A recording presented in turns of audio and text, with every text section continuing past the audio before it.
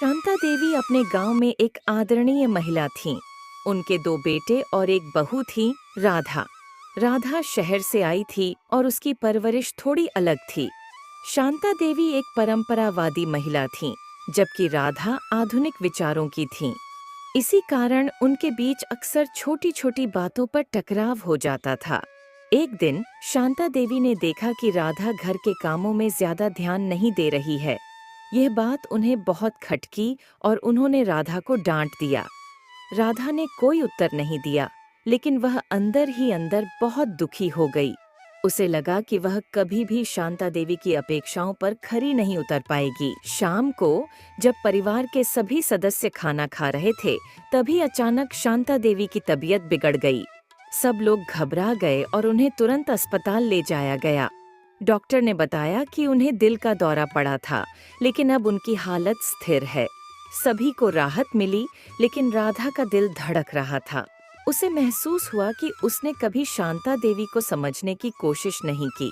अस्पताल से लौटने के बाद राधा ने ठान लिया कि वह शांता देवी की देखभाल करेगी और उनकी उम्मीदों पर खरा उतरेगी। उसने शांता देवी से कहा, माँ जी, मुझे माफ कर दीजिए। मैंने आपकी बातों को कभी समझने की कोशिश नहीं की। अब मैं आपकी हर बात मानूंगी और आपका ख्याल रखूंगी। शांता देवी ने राधा की आंखों में सच्चाई और पश्चाताप देखा। उन्होंने राधा को गले लगा लिया और कहा, बेटी, मुझे भी माफ करना। मैंने तुम्हारी तकलीफों को कभी समझने की कोशिश नहीं की।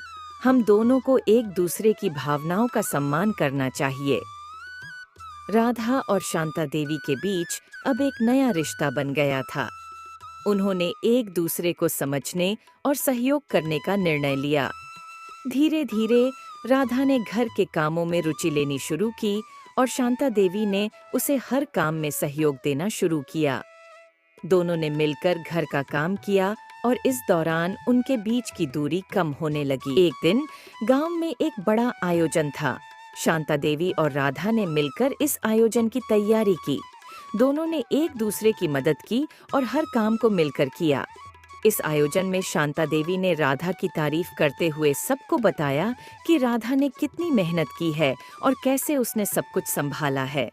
राधा को यह सुनकर बहुत अच्छा लगा और उसने महसूस किया कि शांता देवी उसे अब सच्चे दिल से स्वीकार कर चुकी हैं।